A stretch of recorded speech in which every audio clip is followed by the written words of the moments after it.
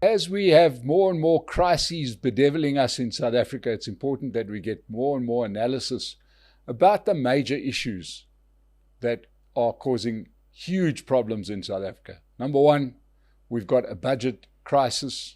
Number two, we've got a potential government of national unity crisis. And number three, we've got foreign relations crisis. And you can rank them in whichever order you like, but it's important that we discuss where we stand, what could potentially come out of these crises. And we're very happy to have in our studio today somebody we did a virtual interview with when we discussed the budget. I think it was the second version. We don't know, we're on so many versions right now. And it was very, very popular. So joining us today is Ismail Joosub. Ismail, welcome back to State of the Nation. Great to have you here in person. Good morning, Mike. I have to say, for a guy in his 20s, there's no better way to start his morning than to come and discuss some of the priority business of the nation. Yeah, it's sad when you're in your 20s and you're doing that. You know, I mean, it's fine for Ike in his 60s, because, I mean, what else have I got to do? But the guy, good-looking guy in his 20s, okay, I suppose the clubs are closed. Right. Ismail, welcome here. I know you are, you do... Your portfolio is constitutional development at the F.W. de Klerk Foundation. You've been around the political world. You're an analyst. You're a guy who understands. And we spoke to you just after the budget had been tabled. The budget speech had been done finally. And, you know, we thought it's worth catching up because now we've had the fallout from that budget speech, which was the deadlock in the government of national unity, some skullduggery by a whole lot of parties to get what was tabled, that framework passed. And now we've got a framework passed, right? That watered down the VAT increase, which was originally slated to be about 2 percentage points from 15 to 17%. Now we're going to have slow poison. We're going to have 0.5% this year and 0.5% next year. Firstly, let's talk about the budget itself. Right. What do you think of the budget that was tabled by Minister Godongwana? Well, Mike, really to reiterate everything that I said in the first time around that I was here, this budget is not only bad for South Africa insofar as it disproportionately affects poor South Africans and middle-income South Africans for a variety of reasons. One, President Ramaphosa says it's going to stimulate economic growth. I don't believe so. In my opinion, all that it's going to do is it's going to worsen the public trust deficit that citizens have in the government. To quote Dr. Mark Burke from the DA, and here's an interesting stat for you. Citizens in South Africa have a 22% trust level in the government, a 60% trust level in the private sector. And so all this does is it just makes citizens more weary of government because they're not getting a return on their investment for every rand spent in tax. That's one thing. The second thing is if it doesn't do anything to alleviate the wasteful expenditure that I spoke of, or the 27 to 100 billion rands worth of corruption that we lose every year, then it's simply going to be more money coming in, but more money being lost in some hole somewhere. So bad budget, and I hope somehow the political skullduggery that you mentioned is able to eliminate this VAT increase either in the short term, meaning in the next 20-some days, or probably as soon as October. But let's see what's to happen. Yeah, and so let's talk about it because obviously that was the basis of what we discussed the last time. And obviously those kind of analyses have been done, and most of the people watching us know that this budget is not pro-growth, the one that's been put forward. It's not in any way to cut spending. In actual fact, Fikile Mbalula was right on the money when he said they're a party that don't cut expenses. And it puts South Africa in a considerably worse economic position, right? Now, the big news subsequent to our discussion was that the DA held its line on not supporting the budget as tabled, or the framework as tabled by the budget speech. But the ANC was able to find some, we won't call them useful idiots because that would be rude, but parties who thought it was a good idea to raise VAT in the interest of national unity, to get something on the table. What do you think of that strategy? What do you think of that thought that that framework had to be passed in the interest of progress? Before I actually get to answering that, and I think just off the cuff that we have to be very fair to all of those parties who actually went forth with the adoption of the fiscal framework, and I'll tell you all the reasons why. But firstly, here's what I'd like to see happen, and probably what will happen regardless. What I'd like to see happen is to have a budget that reflects the best interests of all South Africans. And I firmly believe that not even the ANC wants a 0.5 or a 1% VAT increase. Not even the ANC.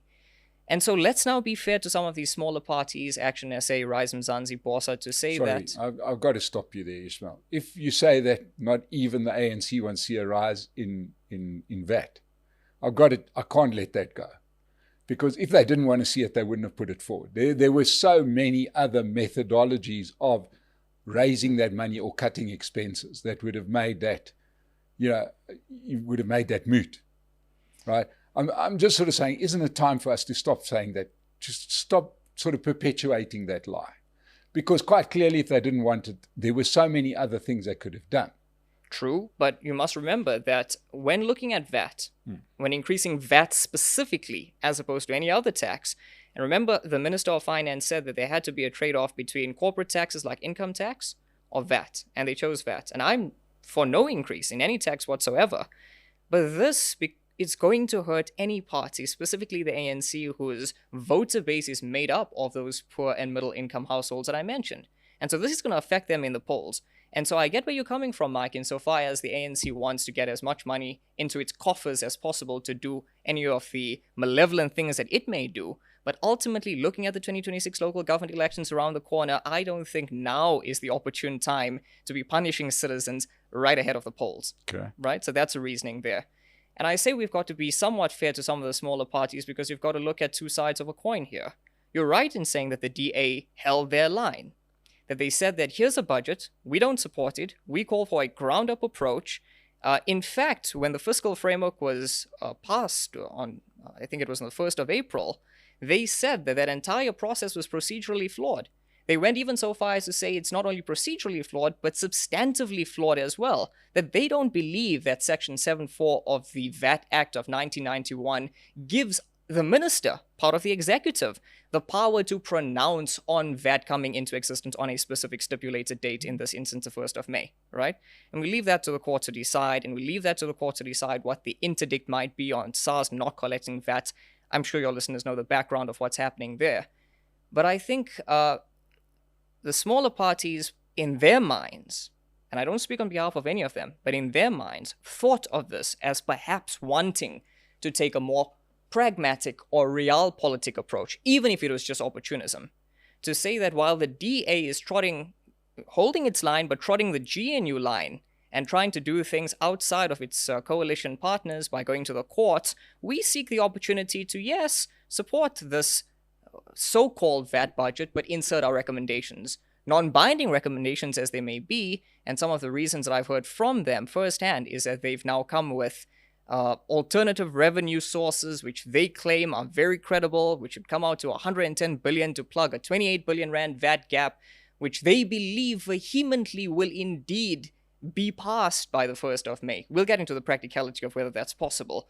Remember, Parliament is on recess at the moment, and so it may not be completely feasible, but also not completely impossible in theory. Strings could be pulled, the budget could be amended, there are legislative processes that could be sought to make the VAT go away. So we've got to be fair on them as well. Again, we go back to the issue of what's in the best interest of the nation. I think the best interest of the nation would be for the coalition partners to have cleared this out properly before coming to the table. We have this GNU, we have the Statement of Intent. I think one of your previous guests called the Statement of Intent the worst document in the history of bad documents. Quite frankly, I agree with that. I think it's too broad. I think it allows parties to do practically anything they want to without even understanding the provisions of that Statement of Intent in a way that doesn't really hold them accountable or liable for not siding with each other as coalition partners, and without a proper conflict resolution mechanism, or at least an independent conflict resolution mechanism.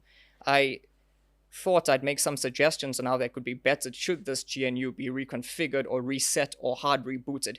But anyway, just to answer your question quite frankly and quite simply, you have these smaller parties. Yes, it is a fact that they went ahead and they adopted and not amended the fiscal framework with the belief that their recommendations, non-binding as they are, would see the legislative process through to its conclusion without a VAT increase in the best interest of the nation.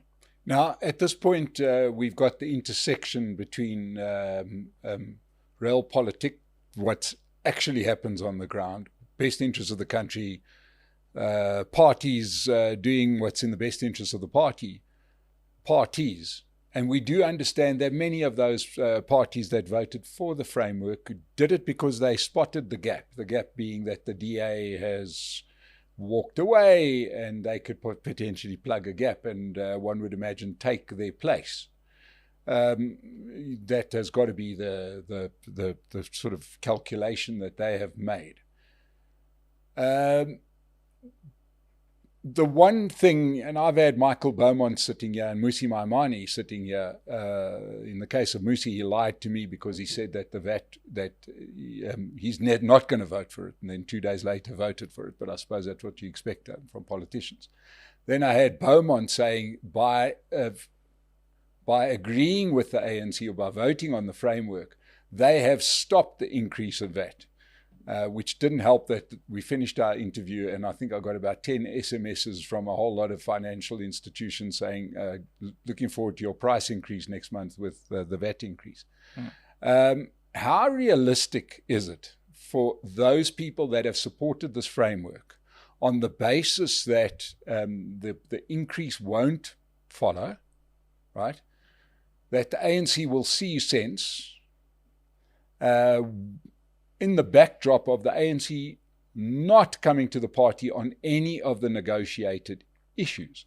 For example, some of the acts that they've passed into law, which we understand, was a sticking point for GNU partners, but they passed them anyway saying, sorry, we'd love to have done something about it, but we couldn't.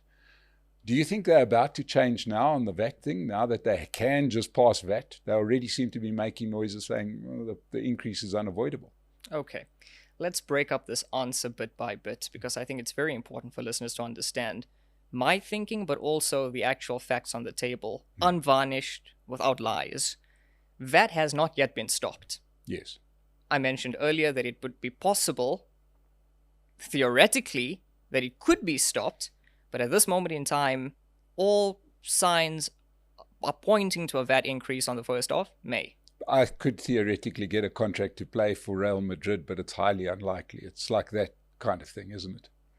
Something like that. But Yeah. why I'm saying we have to break this answer up into different pieces or segments is because a lot can happen between now and the 1st of May. And I'm not advocating for any party. I'm just trying to see things in the same vein, in the same perspective as these parties who supported the fiscal framework going through. Listeners must understand that the fiscal framework does not constitute the entire budget. And I mentioned earlier that there's a whole host of legislative processes that must be sought before you can have that VAT increase on the 1st of May. Remember, the minister had announced, tabled his budget, and therein stipulated the 1st of May as the date in which VAT would come into play. He also said that within 30 days, a fiscal framework must be adopted. Well, last week, within 2 weeks after his speech, we saw that fiscal framework coming into effect, the adoption with the support of Action SA and so forth. Now, the reasoning on these parties' behalf is that we are going to now do the ANC's homework for them to try and get them to see the light, and do the homework for them insofar as going so far as to actually provide them with these alternative revenue solutions. I know that BOSA has been very keen on a syntax that incorporates online gambling or online sports betting or so forth. Action SA has said that we can trim the fat off of government by cutting cabinet ministers, but also by looking at wasteful expenditure like Transnet losing 500 million to 1 billion rands a month. Those are credible, let's be frank. But let's go to the heart of your question. Your question is, despite that given to the ANC, despite their homework being done for them, that paper being brought in front of the SCOPA, the Standing Committee on Appropriations, and then to the minister, will the minister accede to it? Remember, it's not legally binding. He doesn't have any legal obligation to say, thank you, I accept the recommendation, and therefore take it to Parliament and table now an amended budget without VAT in front of Parliament. That's what I would have wanted, and that's really first prize. What if that doesn't happen? I can speak on behalf of Action SA somewhat. Action SA has said, well, in that case, we're not going to support the rest of the budget, the divisions of revenue bill, the appropriations bill, but remember, every committee in Parliament has 11 seats. The ANC, no longer being a majority party, only occupies 4 of those 11 seats. We must understand, and I think Songezo Zibi will allude to this, that the ANC cannot do anything unilaterally from here. So now it's really a game of jumping over hurdles. The only difference now, Mike, is that the ball is no longer that much within the ANC's court. They've got to either find, let's call them proxies elsewhere, or they've got to play ball with parties who actually seek VAT eliminated, like the Action SAs and Bossas and Rises of this world. My fear, lastly, to conclude that answer, is that the parties, but party, the DA, who finds themselves outside this entire process, who doesn't find themselves at the table insofar as VAT is concerned, who should be the second most important stakeholder inside the tent trying to solve the problem, are instead heading toward the courts. Quite frankly, I believe that's not feasible, that's not viable, that's not constructive, that's not how you should operate in a team player sort of environment that a coalition demands. Okay, so let's talk about that team player advantage, because it's both sides. We've heard ad nauseum in the last, in the days following the signing of the framework, that the DA weren't team players, etc. I saw no sign of the ANC prepared to negotiate any of their positions, or even take any of the DA's recommendations seriously. And the DA were forthcoming in recommendations. So, who's not the team player? Do the DA just keep going knowing that they're not being listened to? One would have thought that within the GNU they would have been heard. But it was quite clear from the very start that they were not being heard. Unless I'm seeing it differently. And please, before you carry on, I am not some DA fanboy. I'm just saying that you got a coalition where one party brings in 40% and the other brings in 20%. And the 40%er is not listening at all to the 20%er. Right. And I have to agree with you on that, Mike. You're not wrong. You're absolutely dead on. I don't want my answer to be misconstrued as bashing just the DA. I refer to them specifically insofar as this budget setup is concerned, stemming out of what happened over the last 2 weeks. But you're absolutely right. I couldn't agree with you more in that over the last 10 months, the ANC has not been a team player. And I think that if you look at the marriage of convenience that has been the GNU, or this Grand Coalition rather, somewhere, somehow along the line, what has happened is that it seemed to be more convenient or expedient or prudent for the ANC to seek votes elsewhere. And again, that's not sportsmanship. That's not sportsmanlike for a party that's not a majority party, but certainly the biggest party in a coalition trying, hopefully, to keep things together. So they've got to bear a lot of the burden as well. Now we do face a situation where you have, and I have to say, I just can't finish this answer by saying how appalled I am by the lack of political maturity there is across the board, across the spectrum. I think we have to really just touch that, because had you had a politically mature GNU, and again, that works on behalf of the best interests of the citizens and not petty politicking, we wouldn't have had these issues. You'd have had a statement of intent that is not as broad as it is, but narrowly defines what needs to be done, but also how it should be done. Also, who needs to do what. Also, what the red lines in the sand are. Also, what the conflict resolution mechanisms are. Also, what the communication channels are. Also, what the punitive measures are for not siding, right? So we don't have that. And because we don't have that, it seems as though what the DA has done is it's tried to wear the cloak of being both a party in government, a partner in government, but in opposition at the same time. Quite frankly, we must be realistic about it, that it doesn't work like that, right? You can't. You can't, because you can't take your coalition partner who you hope to succeed with to court or criticize them for every foot that they step out of line. It's necessary to do that at certain times, but there's critical moments like this, like the budget, where it's better to come to the table and to solve things from within.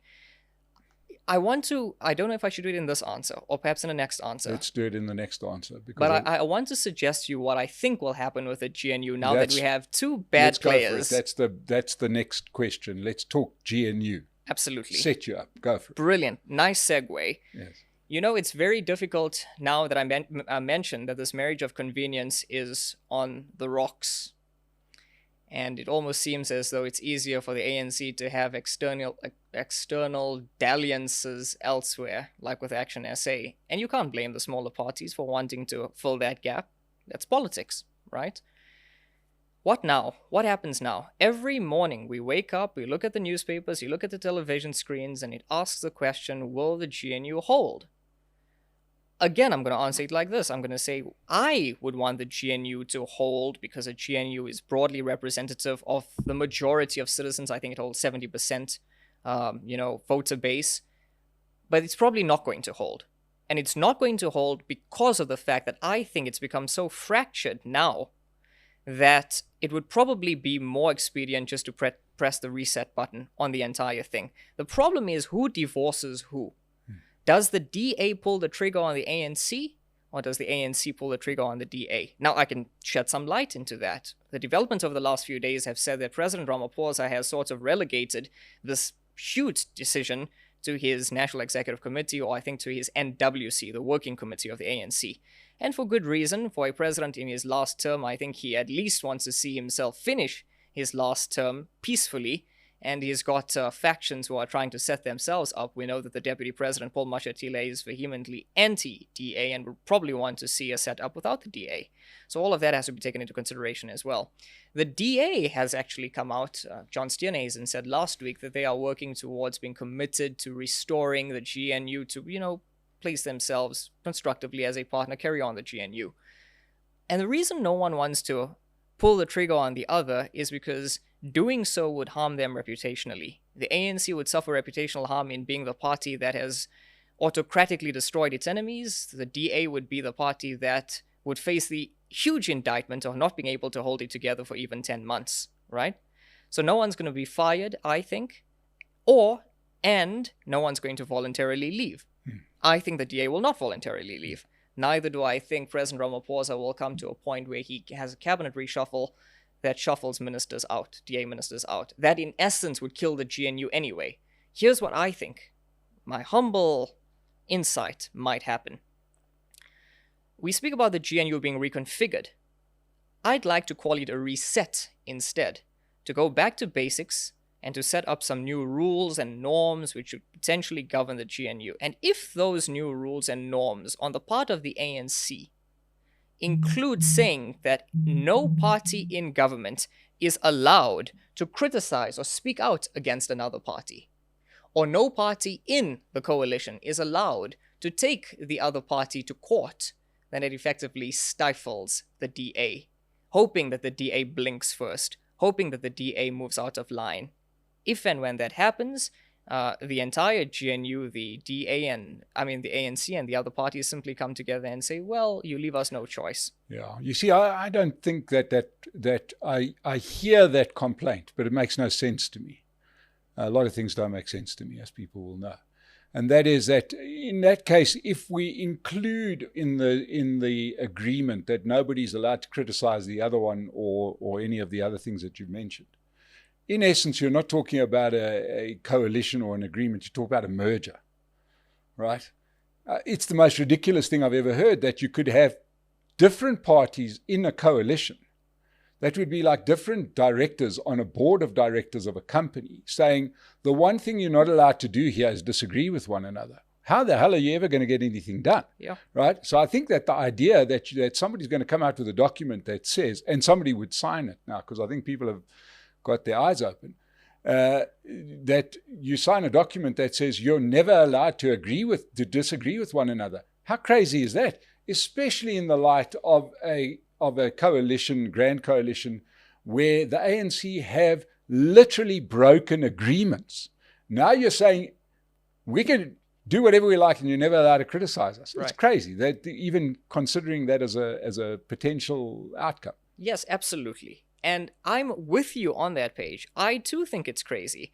But given the way the wind is blowing currently, where we only have these three options, the DA voluntarily leaving, the ANC potentially shuffling and firing DA ministers, or there be some petty politicking again to try and force one of the parties in the GNU to blink first, it almost seems as though, and knowing President Ramaphosa's leadership style and knowing what's going on with the personalities and the egos, it almost seems as though if we weren't there, if we're not getting there, we probably are there already. Yeah. I think that's what's happening. I think that was the impetus in the first place for the ANC seeking alliances outside the GNU to sort of force the DA into a position where it is almost on the way out. Yeah. So that really gives you an idea of how absurd politics has become. It has become quite absurd. And I actually think that I made this point quite early on, is that I'm not 100% sure that it was to the ANC's benefit that they, through their duplicitous action, their deceit, their gerrymandering, etc.,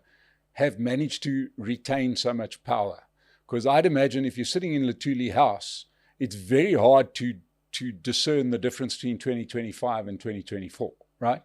And sometimes that means that you're not aware of the fact that you're actually no longer in charge. And they're still behaving, to me, like they've got a majority. And I don't think that's going to help them. So I think we're sitting with 4 scenarios here, right? For South Africa. 4 with a potential 5th. Somehow, point number 1, somehow these two parties find each other. There's a reset. The current GNU holds with perhaps some new rules, procedures, maybe, or it just carries on as it bumbles along. But the same parties stay together. That's option 1. Option 2 is, like I call it, the ANC together with ANC Light. That is, and I disagree with you when you say these committees have 11 members and 4 of them are ANC. That's not true. Because 4 of them may be from the ANC, but there's always one party, one vote of what I would call ANC Light. Good, UDM, PAC, all of these entrepreneurial parties that have offer nothing and all that patriotic alliance. These parties will always vote with the ANC on everything, because in essence, they should just join the flippin' ANC and be done with it. So option 1, that the GNU stays as it is. Option 2, ANC and ANC Light. Option 3, ANC Light with EFF. I call that the Joburgification of South Africa, because that's what we've got in Johannesburg. And option 4, the old band gets back together. Yeah. Of all of those options, the last 2 are the scariest. And not only the scariest, the most damaging, and I think the DA would, considering all of those, do its best to stay in the GNU and probably opt for option 1.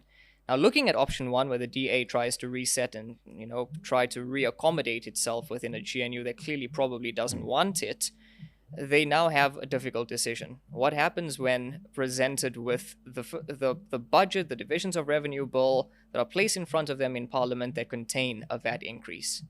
Do they vote for that? Do they vote against that? It's a difficult decision to make. In my humble opinion, again, I don't know if their legal interdict would hold up. And if it doesn't, if it's found that Section 7.2 is indeed constitutional, that indeed the minister is right in saying that on the 1st of May there is going to be a VAT increase, if the smaller parties, and I really hope that they would, because let's give them credit where it's due, they're doing a lot, and I hope that they can get this VAT thing eliminated. But if that doesn't happen, where does the DA stand? If the DA doesn't vote against the ANC, they've already made their proclamation that we're out of the GNU. If they do vote with the ANC, fine, they're in the GNU. They've reaccommodated themselves in the GNU, but at what expense? You see, I don't see the logic of saying that that's the hill or that's the straw that breaks the camel's back, because we see in other democracies. You see it in America all the time, where part of one party will vote against its own party, and nobody then calls that the end of the world. We see it in most democracies. So I could see both happening. I could see the DA voting against it and remaining in the GNU. Yes. I don't see that as the straw that breaks that camel's back. No, it is a possibility that the DA does support the budget and stays within the GNU. I'm just looking at the fallout for the DA specifically. What does it go back to its constituency with? To say we tried our best, we couldn't get it right. I think they've already got that in the bag. Okay. So I don't know if you're seeing something different, but I don't see the DA through this process as having lost one vote. I don't see it, right? Because I see that the longer they go and the more ground they lose to the ANC, potentially I think they were potentially losing a lot of votes before they made the stand. I don't see them losing votes from here on out. I think the strong stand has recaptured those votes. Well, there's a difference of opinion here. Yeah. I may argue, and we don't know the facts because we don't know what the votes would look like because we're not in 2026, we're not at the LGE as yet, so we don't really know. My opinion would be that if I was a voter for the DA previously, I would have said, but really, what have they accomplished since joining the GNU? But again, my humble opinion.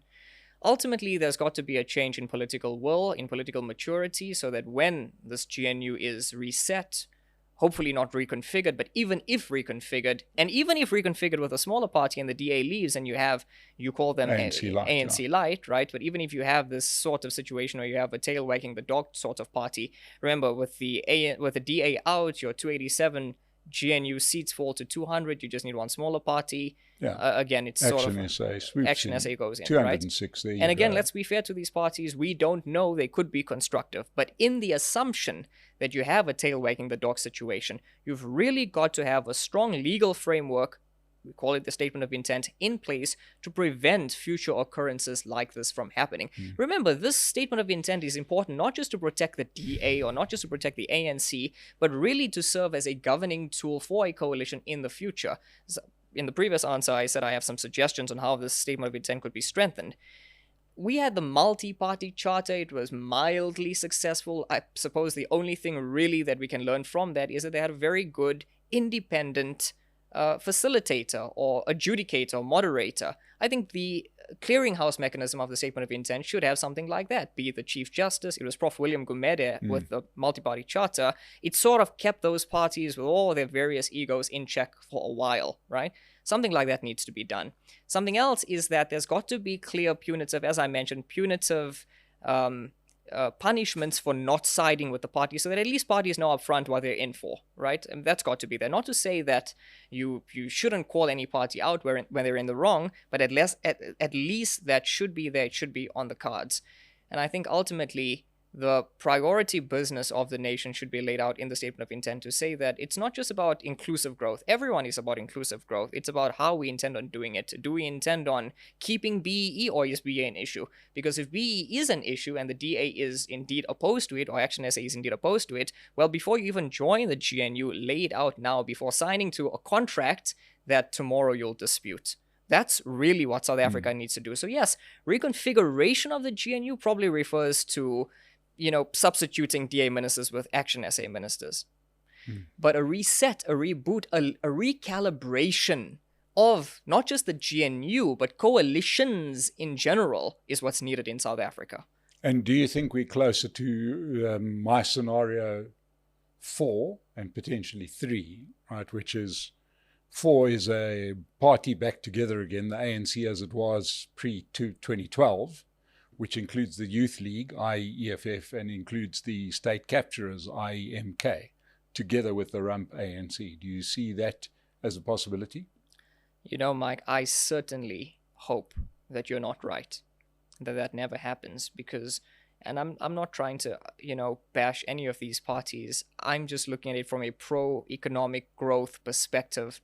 You and I just now, a few minutes ago, said that the 1% is not pro-growth, is anti-poor, is anti-economic growth. You can imagine then what ideologies associated with the EFF or MK would do. And not just ideologies, but track records associated with the MK would do to a coalition, right? I mean, it's completely... So we hope not. My perspective on the matter is that I don't think we're there as yet. I think if I was the ANC, I'd much rather prefer having a smaller party in a coalition, so that I could probably, you call them ANC light, might be a difference of opinion there, but might be a bit easier to govern with than the DA. Yeah, it's looking like it. And the reason that I call them ANC light is because when we look at coalitions that look very similar in the metros, for example, and in the Gauteng government, those parties have never raised a peep against ANC corruption, ANC maladministration. We've got Rise Mzansi, for example, in the Gauteng legislature, and Panyaza Lesufi is doing whatever he likes. We've got Action SA propping them up in Johannesburg, and the first thing they do is vote for increases for themselves. You know, I haven't seen those parties moving the needle, other than the exception being City of Tshwane, where Nasipi Moya is doing a hell of a job as mayor, and that seems to be the exception to the rule. Everywhere else, it seems like, here's my vote, do whatever you will. Right, but remember, on that note, and maybe on a very positive note from my side, maybe a very optimistic, with a hint of naivety, if I may, is to say that if these smaller parties, particularly Action SA, get the ANC to come to the table hypothetically, and anything is possible hypothetically, and to eliminate that by coming to an agreement on how to alternatively raise revenue, putting that before Scopa putting it before the minister acceding, putting that before Parliament, everyone coming to the table, including the DA probably, and saying, well, now there's no VAT, now we accept that, surely then the smaller parties do deserve a spot in the GNU. They've shown their mettle. Yeah, and why not? We've got everybody else there. It seems like only the State of the Nation isn't there. All along on the screen, we've kept our debt clock, which is a feature, becoming more and more a feature of the State of the Nation, just so people can understand there's a real world effect of what we're doing. And that is, every single day, South Africa pays 1 billion rands worth of interest on that debt. We don't pay the debt off, we just pay that interest. And I put that clock up there so that hopefully people that are having these discussions and having these fights understand that it's, yes, political power, but it's about doing something about our dreadful economy, which is on its knees, and all we're doing is kicking it in the nuts. I go back to what I said right at the beginning. No government can ever be successful if it doesn't earn the trust of its citizens. And the only way trust is earned, in my opinion, is if citizens go back home with something tangible in their pockets. It need not be more bang for their buck in terms of getting more money out of government, but at least when you pay the taxes, I'd like to see a pothole fixed here and there. I'd like to see the water crisis in Johannesburg fixed. VAT is not going to do that because of the track record of the government, and I think citizens, I don't know what the proper English word is for gatvol. Yeah, but I think that's a great word. We should make it an English word. This is their way of rebelling. Well, Ismail Joosub, we definitely enjoyed speaking to you. We're going to have you back on the State of the Nation. We have run this clock through, so sadly we've come to an end. I hope you've enjoyed my discussion with Ismail as much as I've enjoyed having it. Ismail, thank you so much for joining us. To Pace Car Rental, thank you for sponsoring us. And to you that has watched it, like and subscribe. We'll see you again on the State of the Nation. Ismail, thank you very much. Always a pleasure. Thank you.